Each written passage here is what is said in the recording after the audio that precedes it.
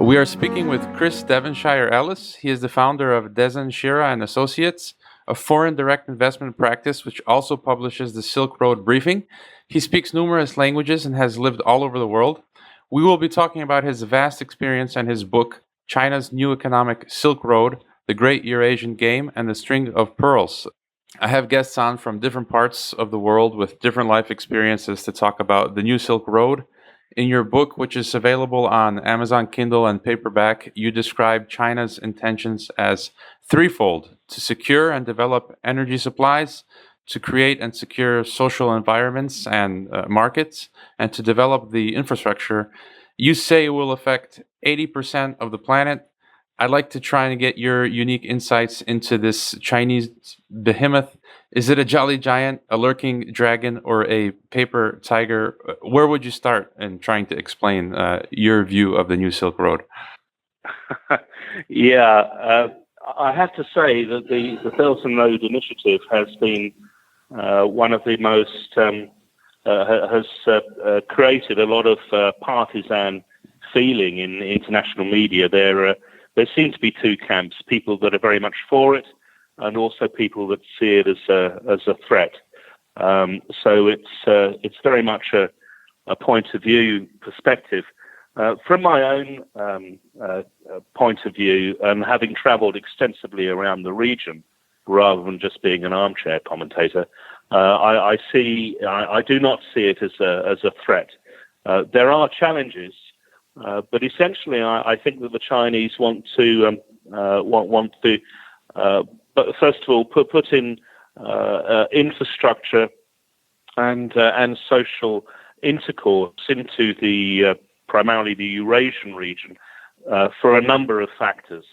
A lot of media has concentrated on trade, with the overall impression being that China is just using this to export cheap goods to Europe and to Southeast Asia and elsewhere. And although there is some truth to that, that is not the whole picture at all. China is also, when we're talking about the trade perspective, is also very, very interested, and the Communist Party has a vested interest in this, in getting materials, goods, supplies for its own people. The Communist Party of China came to power in a revolution, and as a one-party state, they must keep the Chinese people happy.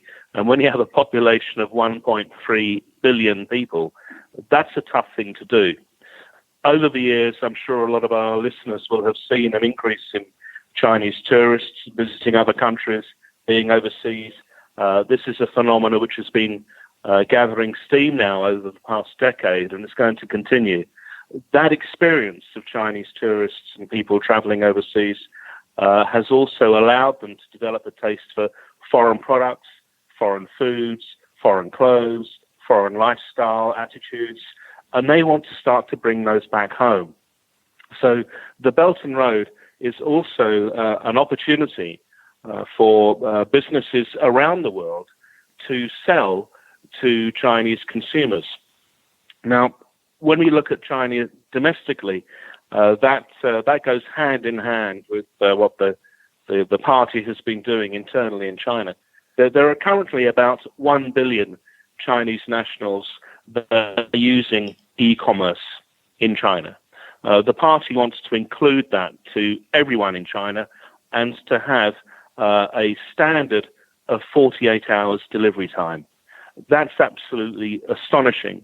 And it means that the supply chains to provide the Chinese people, not just with energy supplies, but also with fashions, foods, wines, whatever it may be, those are all being put in place to allow the Communist Party of China to satisfy China's own consumer demand. So that's the other part of the trade story. And I think that it's important to note that, of course, while China has a wide demographic and there are very rich Chinese and there are very poor Chinese, the middle class of China alone is somewhere in the region of about 500 million people, which is a huge market and much larger than that of the United States. So from a trade perspective, the Belt and Road, first of all, yes, it does permit Chinese companies to expand overseas. A lot of them are getting involved with infrastructure projects and development, big ticket items, building ports, bridges, roads, rail, and so on and so forth. And yes, there are Chinese companies that are taking advantage of that and are using new infrastructure to better sell products to Europe and elsewhere. But the other side of the coin is getting access for the first time, the holy grail for international businesses, getting access to China's domestic market, and that is taking the shape of e-commerce. So the Belt and Road, from a trade perspective, companies wanting to sell to China need to look at how to do that through e-commerce platforms. The whole beauty of it being that actually you don't need to be in China to do that. You can sort that out without having to even travel to the country. So from the trade perspective, that's where I believe things are going. Now, if I can continue just to expand upon the other points, there is another issue related to military, and I think that a lot of people are wary of China's growth in this regard. But China has borders with 14 different countries, including some very difficult countries to deal with that are going through a hard and onerous time right now. And these vary from North Korea, of course, all the way through to Pakistan. A little bit of Afghanistan touches China, and there are other areas which are perhaps poorer, don't have so much infrastructure. Parts of the Muslim insurgencies in parts of Central Asia also affect large parts of China's landmass, and in particular the western province of Shira. And I think that China feels that rather than get engaged with military campaigns in countries across from its borders, something, for example, the United States has been doing and beyond, I don't think that the Chinese public are ready or even willing to see the sight of Chinese soldiers coming home in body bags. So the Chinese government, to my mind, does not really want to get involved in military actions across their borders. I think that their approach to dealing with unrest in other countries which are on their borders is to try and help develop the infrastructure and trade, and to basically, it's a longer term process, but basically try to settle down warring tribes through making them wealthy through trade so that they can start to become rich and have the things that they want, or relatively well off by having the things that they want, and start to put down their weapons because the onus is on protecting their family and doing well and getting their children into education and all these sorts of things, rather than having prolonged squabbles with your neighbors. And I think that a softer part and an often misunderstood part of China's Belt and Road is this desire to actually increase peace, regional peace, particularly in Central Asia, through replacing conflict with trade. And I think that's a very smart and a very shrewd thing to do. So I know that the area of Xinjiang is sometimes problematic, but there are ethnic differences with the Uyghurs and the Han Chinese. However, that particular region has been restive for centuries, and I think that in future decades, when historians look back at the Chinese management of Xinjiang, I think that you can see that already over the last 50 years, there's been more peace there than there ever was in the past. One just has to look back to the 1930s and accounts of people such as Joseph Rock, who was an American naturalist and explorer who traveled that region extensively and was apprehended several times by warlords and bandits. And that was as recently as 80 years ago. What China has done since then is to essentially install a management and administrative system that keeps the peace. And it is a restive reason, and the reasons for that are complicated. But somebody has to administer it. And I think that China has been unfairly maligned in some of the Western press in particular over its treatment of people in Xinjiang. There are some people there that wish to make trouble, and I think that the Chinese, quite rightly, wish to prevent them from succeeding. So again, it comes back to that thing that peace through trade, and yes, there is a military aspect to that. My feeling is that that's positive rather than a negative thing. Mm-hmm. And I just wanted to add to that. You quote in your book a conversation you had with a Muslim trader who said the Chinese make peace come from trade, and as a Muslim man, I desire peace in this world. And to move over a little bit to Central Asia, in your book, you lay out the basics: the Eurasian Economic Union, the Shanghai Cooperation Organization, the CIS. And you mentioned how the U.S. applied and was denied for observer status in the SCO. And some people say the purpose of the SCO may be to counterbalance NATO and U.S. interventions in the lands near Russia and China. And most recently, something of interest was Kazakh President Nursultan Nazarbayev's meeting with President Trump in Washington to improve relations.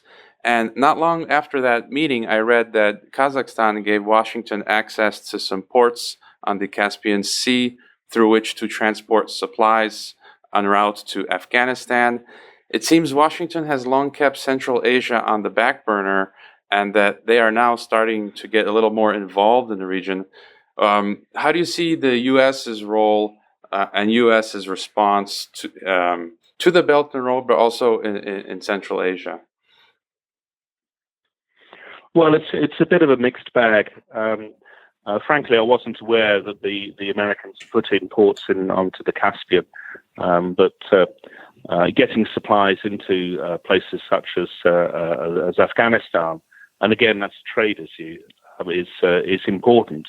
That whole region needs a great deal of support, and again, people need to be weaned off the fact that they've had arguments with their tribal neighbours for the last 100 years, and perhaps it's better to start to get some wealth created through trade. I think the Americans realise this, as do the Russians, and as I think do the Chinese.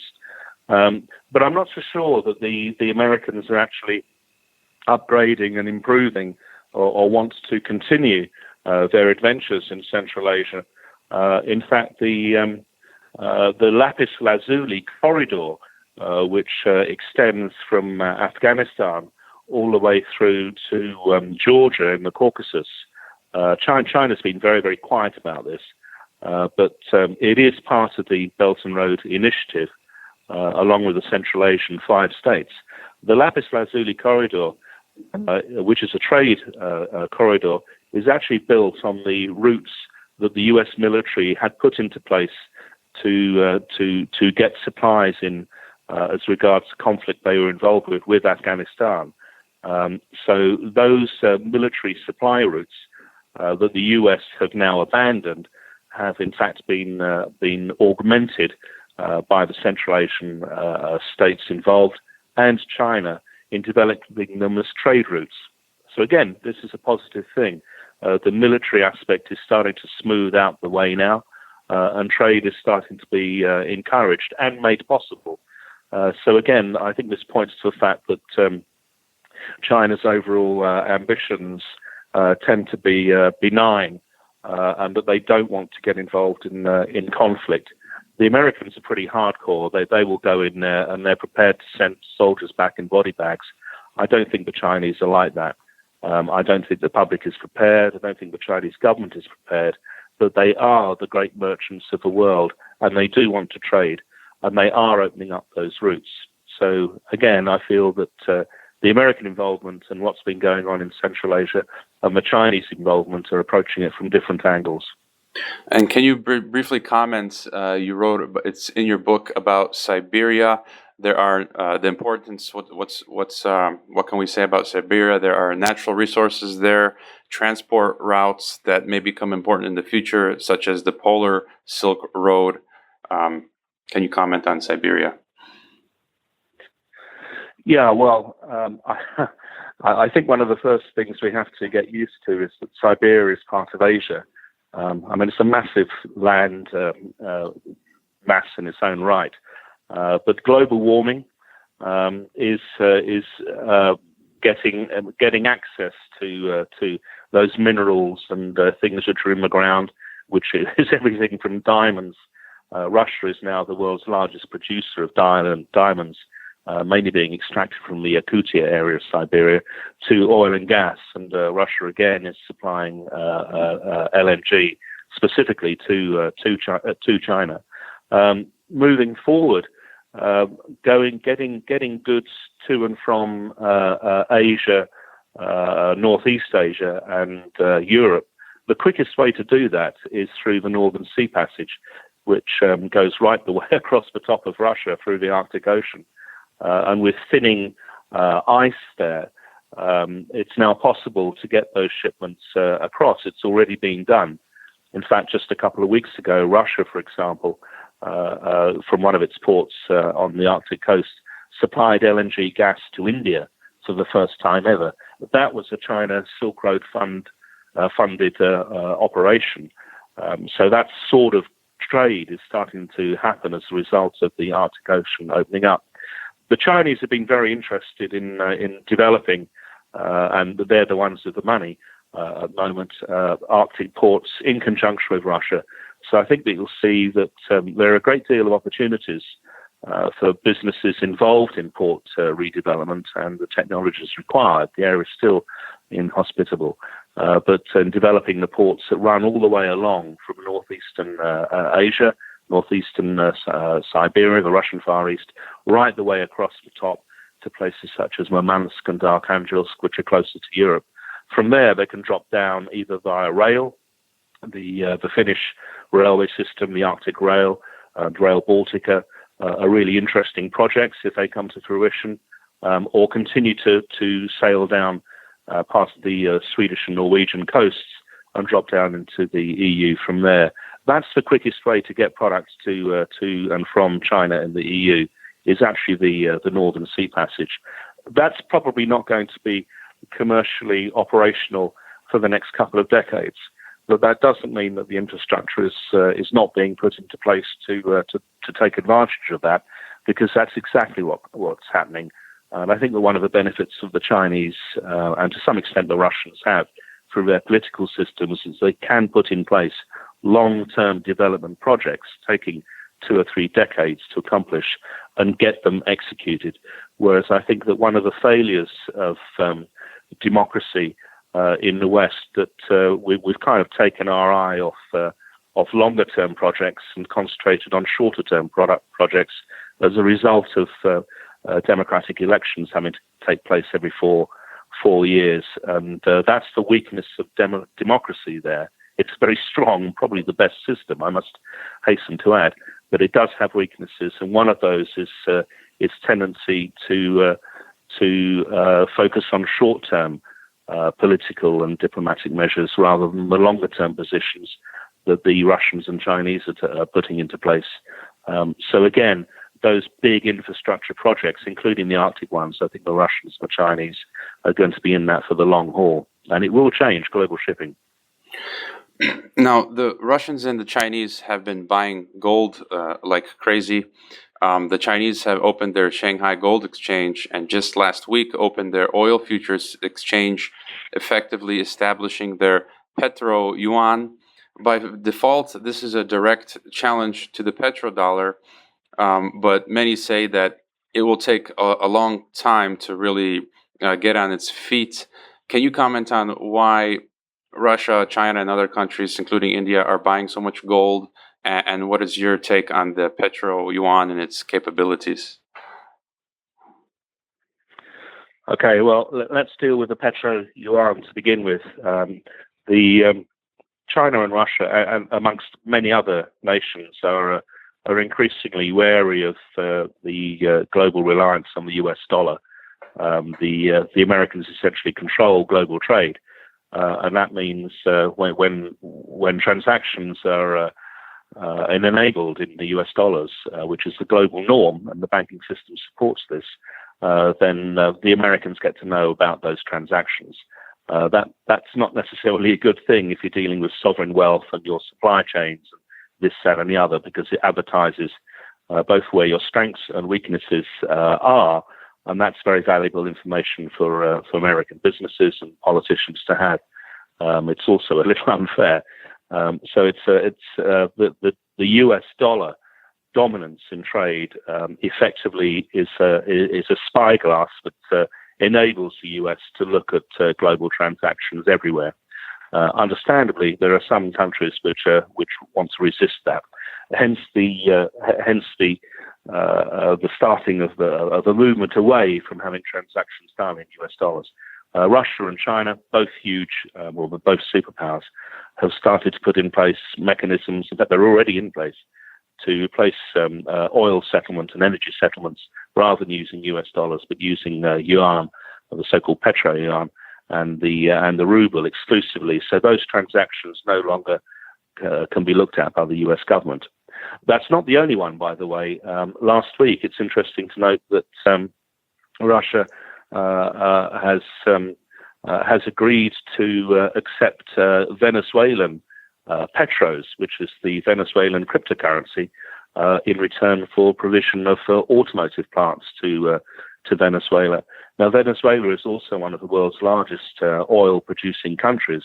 It has a close relationship with Russia, and the acceptance of cryptocurrencies, which is still a very new, unproven, and relatively unlegislated technology, is significant. I think that both Venezuela and Russia, who have difficult relations with the United States, have decided to use new technologies as a test to see if they can promote their own energy and commodities trade through using the petro, the Venezuelan cryptocurrency. So I think that this is very much something which is going to happen in the future, a move away from US dollar denominated transactions into alternative transactions, and these will also introduce new technologies, as I mentioned, cryptocurrencies, blockchain technologies, and so on and so forth.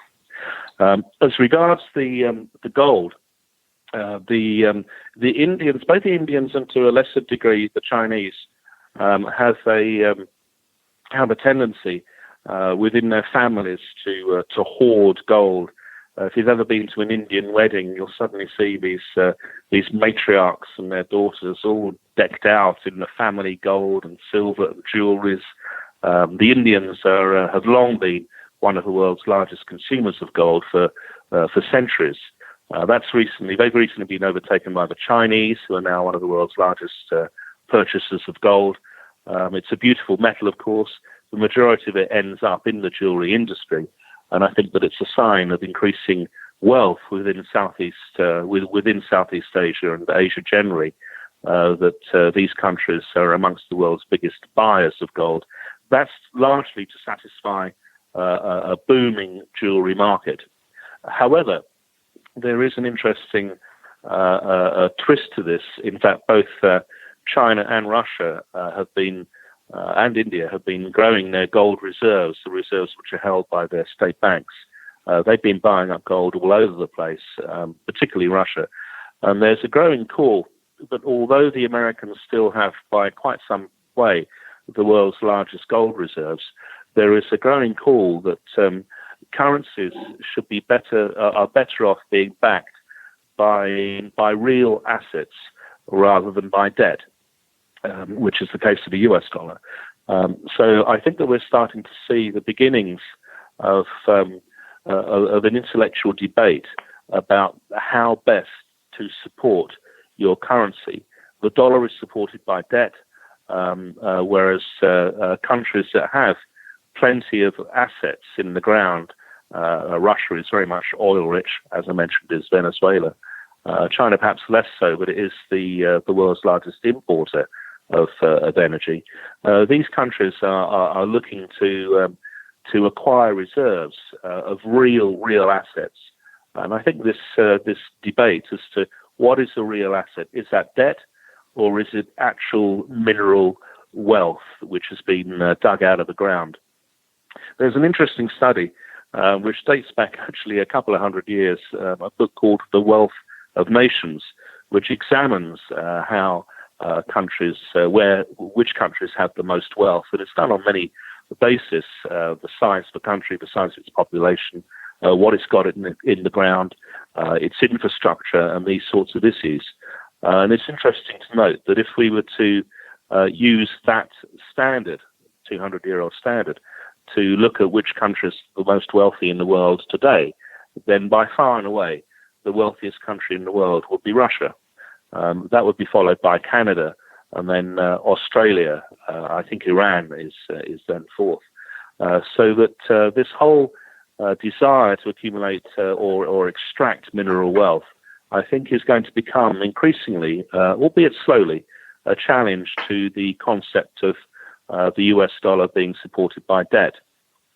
I have to say that I think it'll be 10 years before Russia or China have enough gold reserves to challenge or to match those of the United States. I don't think anyone really quite knows exactly what will happen if Russia were to suddenly announce, we now have more gold reserves than the US. What would be the impact on the US dollar? Now, the US dollar is not a gold-backed currency, but I think in terms of emotions, I think that there may be a little bit of an increasing amount of concern about how the US dollar is valued and what's actually supporting it. Because if Russia and China and India are able to say, look, we've got real minerals, we've got real assets here supporting our currencies, what has the US got? I think that's a really interesting question. There isn't an answer to it at the moment. I think we're going to have to wait and see what's going to happen. But this question of debt versus assets in terms of backing a currency, I think is going to become one which is increasingly asked over the next decade. And my final question, if you could just briefly give us your thoughts. In history, it seems 14 times out of 16 empires don't go down without a fight. Do you see, you mentioned 10 years time, in the next couple of years, 5 years, 10 years, 15, whatever, the real possibility of conflict between U.S. and or Russia, China, just as during World War I, when the Germans were building up their navy to challenge the British Navy, and the Germans were building the Berlin-Baghdad railway. This was a direct threat to British Empire. Do you see the possibility of something like this in the future? Well, I sincerely hope not. I don't have a crystal ball, so I can't really answer that question. One would hope that today's politicians are perhaps more sensible, but I have to say that I think the United States has made a lot of its own problems. I think it's seriously messed up in parts of its foreign policy, particularly as regards North Korea. I think that whole issue of North Korea actually acquiring nuclear weapons could have been completely avoided had the US had a much more pragmatic approach to the North Korean problem. It was a great shame that George W. Bush undid essentially the work of his predecessors and named them an axis of evil. The result was North Korea going nuclear, and I think the United States has to take much of a blame for that. In terms of wars and conflicts, well, we have mechanisms such as the World Trade Organization, the United Nations, and various other organizations in place, which hopefully will prevent things getting too nasty. I think that talk of a new Cold War between Russia and the West, particularly in terms of the poisoning of the Skripals in Salisbury in the UK, has been a bit overblown. It's less saber rattling rather than people throwing their toys out of the pram. And I think that both sides in this particular incident, both Russia and London, have shown inconsistencies in the way in which they've released this incident in terms of stories to the media, inconsistencies on both sides. I think that that is not where we should be. So I do detect that there's a more partisan approach. I don't think that Donald Trump is a particularly is a man who particularly likes to make a great lot of friendly gestures. He's a hard-nosed businessman. He's definitely going to see out his presidency. Questions which were being asked a year ago, would he last? I think the answer to that is definitely yes. He's a hard-nosed businessman. Does that equate to being a hard-nosed militarian? I don't think so. So although yes, there are signs of partisanship, the "Make America Great" slogan, great slogan for an election. I'm not sure if that's particularly being used properly in trade. I think the American pullout of the TPP was a big mistake. I don't think Trump and his team fully understood the implications of that agreement. It was a real wasted opportunity. But Trump will learn, and I think that while he is a bit of a partisan mode, I'm the boss, I'm in charge, and America is all. It's not always very helpful, and he can be somewhat bellicose. I think that we are entering into a period of less partisanship and perhaps more stability. And I think that it's interesting to note the Western reaction to Xi Jinping's recent acceptance, if you like, of him potentially being in power as leader of China indefinitely. That change to China's constitution to allow him to remain there for a while. That's not very democratic, I have to say. But then China has never really been very democratic. But it does give stability, and I think that what the world needs now is more stability. And I think that it's not necessarily a bad thing when you have people such as Xi Jinping in power for a longer period of time. I think it's all right with Putin as well, although who knows exactly what's going on internally in Russia. I think it's a good thing that we have leaders which are in power for a long time, that get along, understand each other, and can move ahead accordingly. I think what's damaging is when we get a quick turnover of leaders in different countries, particularly powerful countries. I think that's not so helpful and not very healthy. And I think this is where America is right now. So in terms of the longer term view, I sincerely hope there's not going to be any conflicts. There are trade spats. We're going through one now with the US and China. But in terms of military conflict, I think that's rather unlikely, and I sincerely hope that my words prove to be prophetic. Okay, we've run out of time, and it's a good place to stop. Your books are on Amazon, and people can find your company's site at Dezshira.com and the newsletter at silkroadbriefing.com, as well as there are other sites we'll link to. And we thank you, Mr. Devonshire-Ellis, for your valuable insights. It's been a great pleasure. Thank you very much also.